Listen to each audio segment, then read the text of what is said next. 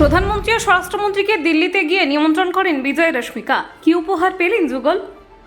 উদয়পুরের রাজকীয় বিয়ে, দিল্লিতে আশীর্বাদ, বিজয় রশ্মিকা নতুন অধ্যায়। মোদীর শাহকে নিয়ন্ত্রণ, তারপর 7 পাক। তারকা দম্পতির বিয়েতে রাজনৈতিক ছোঁয়া। প্রাইমাল রীতিতে বিয়ে, টেরাকোটার মণ্ডপে স্বপ্নসাজ বিজয় রশ্মিকা। প্রধানমন্ত্রীর চিঠি, স্বরাষ্ট্রমন্ত্রীর গণেশ মূর্তি, স্মরণীয় মুহূর্তে তারকা জুটি। তেলেগু কোডাভা রীতির মেলবন্ধন, উদয়পুরে ঐতিহ্যের ছোঁয়া। উন্মুক্ত ঊর্ধ্বাঙ্গে উত্তরীয়, সোনায় মোড়া রশ্মিকা, বিয়ের সাজে নজর কাড়া জুটি। দিল্লিতে আশীর্বাদ সেরে হায়দ্রাবাদে প্রীতিভোজ, উত্তেজনা তুঙ্গে। ভারতীয় সংস্কৃতি থেকে সিনেমা, মোদী শাহের সঙ্গে কি কথা বললেন বিজয়? দেখুন, দক্ষিণ ভারতীয় চলচ্চিত্র জগতের জনপ্রিয় জুটি বিজয় দেবরাকোন্ডা এবং রশ্মিকা মান্দানা উদয়পুরে ঐতিহ্যবাহী আচার অনুষ্ঠানের মধ্য দিয়ে বিবাহ বন্ধনে আবদ্ধ হওয়ার পর হায়দ্রাবাদে ফিরে এসেছেন। রাজস্থানের ঐতিহাসিক শহর উদয়পুরে মনোরম পরিবেশে তাদের বিয়ে সম্পন্ন হয়। ঘনিষ্ঠ আত্মীয় স্বজন এবং বিশেষ আমন্ত্রিত অতিথিদের উপস্থিতিতে অনুষ্ঠানটি ছিল অন্তরঙ্গ কিন্তু অত্যন্ত আড়ম্বরপূর্ণ। এখন 4 মার্চ হায়দ্রাবাদে তাঁদের প্রীতিভোজের অনুষ্ঠান ঘিরে প্রস্তুতি তুঙ্গে। বিয়ের আগে এই তারকা যুগল দিল্লিতে গিয়ে দেশের প্রধানমন্ত্রী নরেন্দ্র মোদী এবং কেন্দ্রীয় স্বরাষ্ট্রমন্ত্রী অমিত শাহের সঙ্গে সাক্ষাৎ করেন। তারা ব্যক্তিগতভাবে আমন্ত্রণ জানাতে গিয়েছিলেন বলে জানা যায়।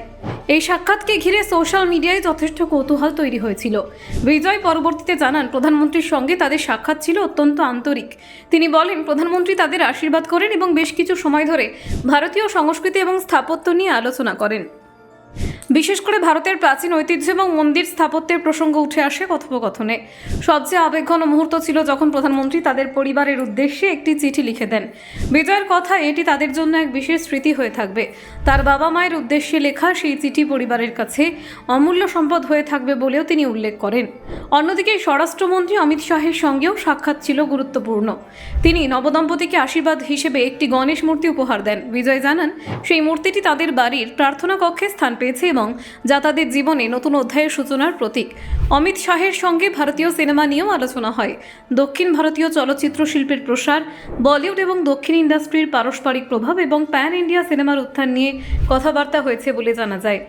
বিজয় এই আলোচনাকে অত্যন্ত অনুপ্রেরণাদায়ক বলে উল্লেখ করেছেন। উদয়পুরে তাদের বিয়ে ছিল সম্পূর্ণ ঐতিহ্য নির্ভর।